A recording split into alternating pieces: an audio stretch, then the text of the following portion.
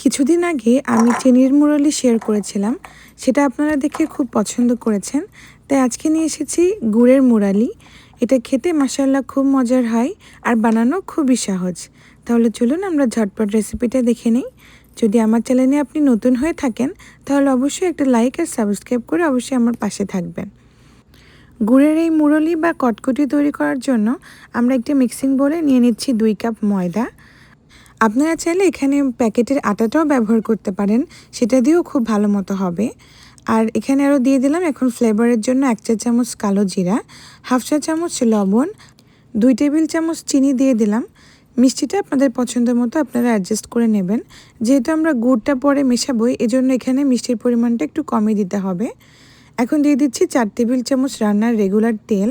আপনারা চাইলে এখানে ঘি বা তেল মিলিয়েও ব্যবহার করতে পারেন। এখানে অবশ্যই মেজারমেন্টটা ঠিক রাখবেন। 1 কাপ ময়দার জন্য 2 টেবিল চামচ তেল আর 2 কাপ ময়দার জন্য 4 টেবিল চামচ তেল। এখন সব কিছুকে খুব ভালো করে আমি মিশিয়ে নিচ্ছি। একটা সুন্দর ময়ান করে নিতে হবে। এই মেশানোটা যত ভালো হবে মুরলিটা তত বেশি সুন্দর আর খাস্তা হবে।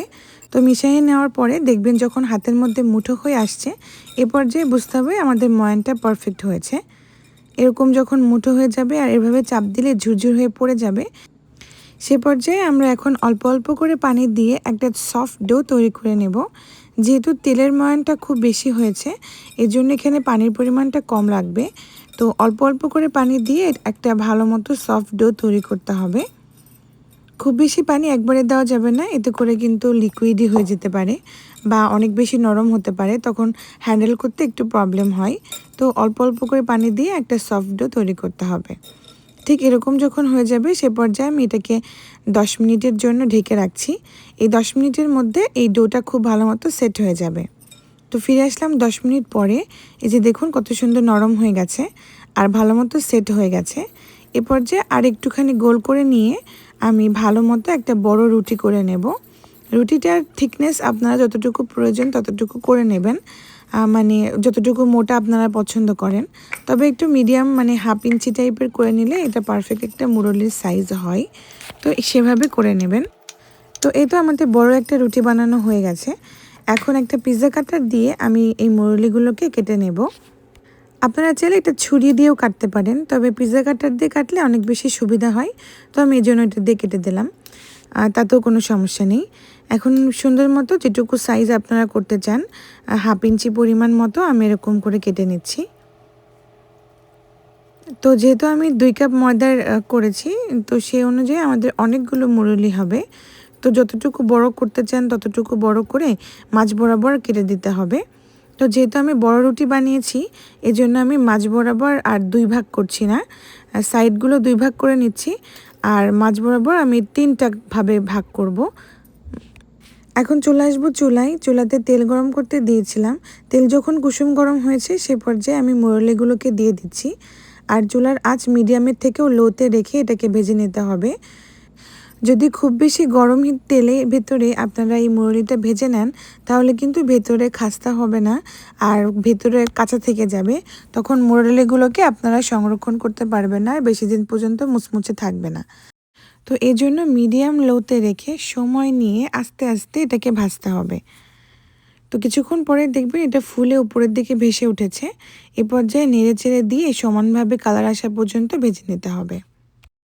এ পর্যায়ে এসে যারা আমার ভিডিওটা এই পর্যন্ত দেখছেন আর একটা লাইক দিতে ভুলে গেছেন, তারা অবশ্যই একটা লাইক দেবেন, কারণ আপনার একটা লাইক আমাকে অনেক বেশি উৎসাহ দেয়। আর যদি আপনারা আমার চ্যানেলে নতুন হয়ে থাকেন তাহলে এরকম নতুন নতুন রেসিপি পেতে অবশ্যই সাবস্ক্রাইবটা করে রাখবেন। আর যদি বেল বাটনটা অন করে রাখেন তাহলে আমার ভিডিওর প্রথম নোটিফিকেশনটা আপনার কাছে চলে যাবে। তো এই তো কথা বলতে বলতে আমাদের মুরলিগুলো ভাজা হয়ে গেছে। দেখুন কতটা সুন্দর হয়েছে দেখতে, একদম সুন্দর একটা গোল্ডেন কালার হয়েছে। এ পর্যায়ে আমি এটাকে উঠিয়ে একটা সাইডে রেখে দিচ্ছি ঠান্ডা হওয়ার জন্য। ঠিক একইভাবে অন্যগুলোকেও আমি ভেজে নেব। এখন শিরা তৈরি করার জন্য আমাদের লাগছে গুড়। তো আমি এখানে 1 কাপ পরিমাণ গুড় নিয়েছি। আর গুড়টা ফ্রিজে ছিল বলে আমার কাটতে খুবই কষ্ট হচ্ছিল। তাই গুড় কাটার আগে অবশ্যই ফ্রিজ থেকে আপনারা 30 মিনিট আগে বের করে রাখবেন, তাহলে গুড় কাটতে অনেক সুবিধা হয়। তো শিরা তৈরি করার জন্য একটি প্যানের ভিতরে দিয়ে দিচ্ছি 1 কাপ গুড় আর সাথে দিয়ে দিলাম 1/4 কাপ পানি। পানিটা অল্প দিলে বেশিক্ষণ শিরাটা নাড়াচাড়া করা লাগবে না, তাড়াতাড়ি এটা ঘন হয়ে যাবে আর 2 তারের শিরা হয়ে যাবে। তো এই তো কিছুক্ষণ পরে দেখবেন সুন্দর মতো গুড়টা গলে গেছে আর এরকম হয়ে গেছে, বুদবুদ হচ্ছে। এই পর্যায়ে চেক করে দেখবেন যে শিরাটা 1 তার বা 2 তারের হয়েছে কিনা। তো আমি চেক করে দেখছি, যে দেখুন কত সুন্দর 1 তার দেখা যাচ্ছে, তার মানে আমাদের শিরাটা একদম হয়ে গেছে। এখন এই পর্যায়ে আমি মুরব্বিগুলোকে দিয়ে দিচ্ছি। এখন এই শিরার মধ্যে আমি নেড়ে চেড়ে এটাকে কুক করব। মেশানোর এই পর্যায়টা চুলার আঁচটা একদম লোতে রাখতে হবে আর এভাবে নেড়ে চেড়ে মেশাতে হবে। আর এটা যেহেতু গুড়ের শিরা, এটা জমতে একটু সমস্যা হয়, মানে দেরি হয়। যদি চিনির শিরা হতো খুব তাড়াতাড়ি জমাট বেঁধে যেত। তো শিরাটাকে জমাট বাঁধানোর জন্য এখানে 2 টেবিল চামচ আমি চালের গুঁড়া ব্যবহার করছি। এখানে আমি রেগুলার চালের গুঁড়াটাই ব্যবহার করেছি।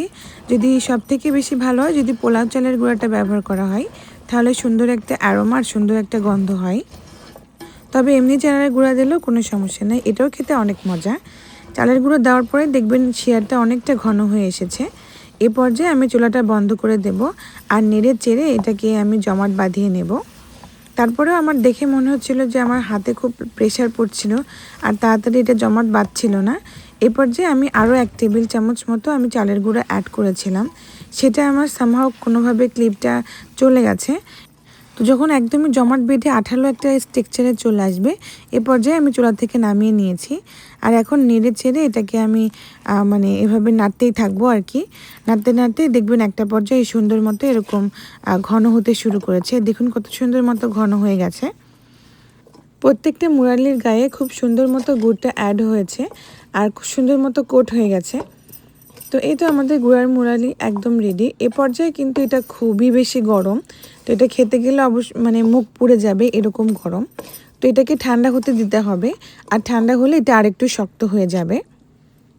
তো এই তো আমি নামিয়ে নিচ্ছি। তো প্রথমে আমি এটা একটা ছড়ানো পাত্রে সার্ভ করেছিলাম, আর যখন ঠান্ডা হয়ে গেছে সে পর্যায়ে আমি খুব ভালো মতো একটা সার্ভিং বলে সার্ভ করে নিচ্ছি। আর এটা দেখতে একদম ট্রেডিশনাল দোকানের মতোই হয়েছে।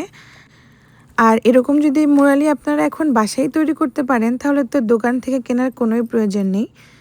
এখন মুরালিটা কত ক্রিস্পি হয়েছে দেখুন, একদম পারফেক্ট একটা মুরালি, খুবই ক্রিস্পি।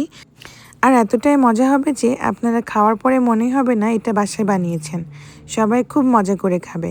তাহলে আজকের মতো এ পর্যন্তই। সবাই ভালো থাকবেন আর আমার জন্য অনেক অনেক দোয়া করবেন। আল্লাহ হাফেজ, টাটা, বাই বাই।